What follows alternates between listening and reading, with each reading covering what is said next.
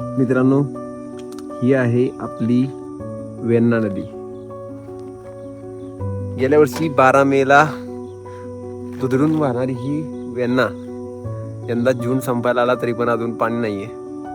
याचं कारण काय असू शकतं? अल निनो हा एक प्रकार जरी असला तरी पण माणसाचे कृत्य हे सुद्धा यामागचं खरंच मोठं एक कारण आहे असं मला वाटतंय.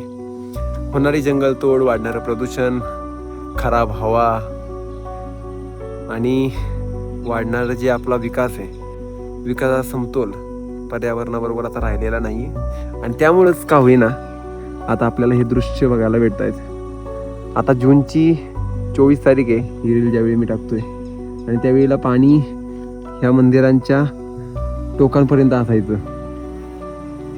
पण यावेळी जून संपायला आला तरी पण नदीला पाणी नाहीये. सुधरा.